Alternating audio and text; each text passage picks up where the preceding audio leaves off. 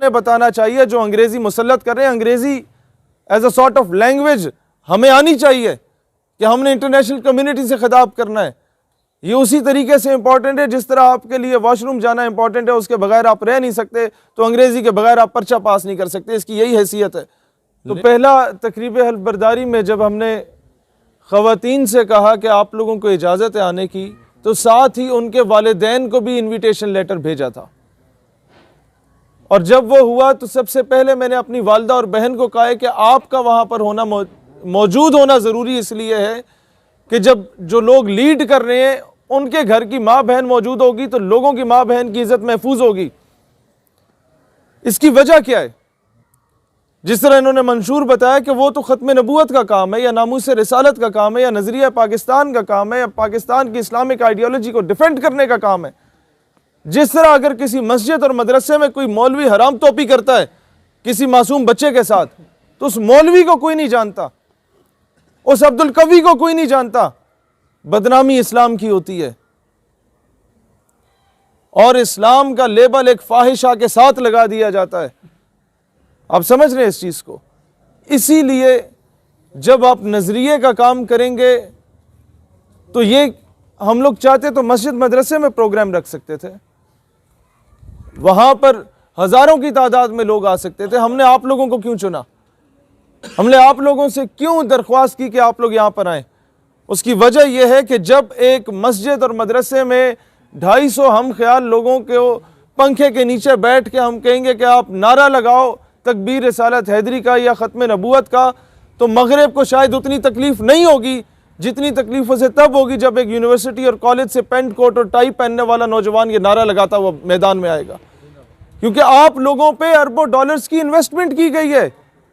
आप सिर्फ अपनी यूनिवर्सिटीज़ में वेलकम और फेयरवेल पार्टी की आड़ में जो कुछ गलाजत कौम को पेश की जाती है उसको देख लीजिए। हमारे लिए पहले 2 सेमेस्टर्स में से तो ये बड़ी एक खूबसूरत चीज़ समझी जाती थी कि जनाब बड़ा मॉड स्कॉट किस्म का माहौल होगा तो एंजॉय करेंगे, लेकिन बाद में हमें अंदाज़ा होता था कि हमारी बहन ने भी इसी तालीमी इदारे में तालीम हासिल करनी है, उसको भी दुपट्टा लेने पे तौहीन समझी जाएगी। आज क्या मसला है कि तालीमी इदारों में कई ऐसी यूनिवर्सिटीज़ हैं कि जहाँ पर जब आप पेंट शर्ट में जाते हैं, जीन्स पहन के जाते हैं, पहनने में कोई हर्ज नहीं है, पहना करें, लेकिन आपको रोका नहीं जाता। शलवार कमीज़ पहन के जाते हैं तो कहा जाता है ये कहाँ से पेंडू बन के आ गए हो, गेट पे रोक दिया जाता है। क्या ये हमारे कौमी लिबास की तौहीन नहीं है? फिर आप ये देखें कि बड़े बड़े OA लेवल्स के स्कूल्स, जहाँ पर 2006 में 6ठी क्लास में मैं था तो उस वक़्त रूट स्कूल में मैंने 1 साल के लिए पढ़ा, तो सिवाय उर्दू के लेक्चर के बाकी जो भी लेक्चर्स होते थे जिस सब्जेक्ट के, आप उर्दू का एक लफ्ज़ बोलते थे ना गलती से तो आपको 2006 में 10 रुपए का फ़ाइन हुआ करता था। और बीकन हाउस में तो ये लिखा जाता था कि जनाब speaking foul language and Punjabi is not allowed, यानी कि घटिया तरीन ज़ुबान और पंजाबी बोलने की इजाज़त नहीं है। आप पंजाबी को मना कर दें एक अलग चीज़ है, उसे घटिया ज़ुबान करार दें, ये अपनी सोच की अक्कासी कर रहे हैं ये लोग। और उस पे क्यों कोई रद्द अमल नहीं आया? क्योंकि हमारे पास काउंटर नैरेटिव नहीं होता था, हमारे पास बोलने वाली कोई आवाज़ नहीं होती थी। आपको उन्हें बताना चाहिए जो अंग्रेज़ी मुसल्लत कर रहे हैं, अंग्रेज़ी as a sort of language हमें आनी चाहिए कि हमने इंटरनेशनल कम्युनिटी से खिताब करना है।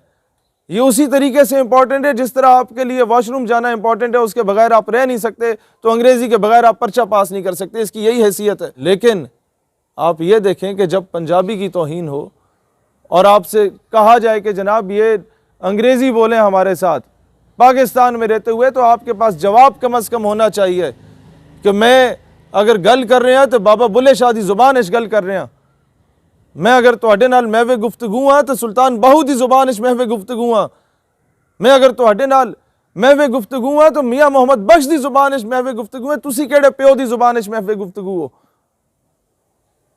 अगर पश्तो में बात की जाए तो ये अब्दुर्रहमान बाबा रहमतुल्लाह अलैह की ज़ुबान है, ये खुशाल खान खटक रहमतुल्लाह अलैह की ज़ुबान है, जिन्होंने सारी ज़िंदगी हुर्रियत के लिए गुजारी।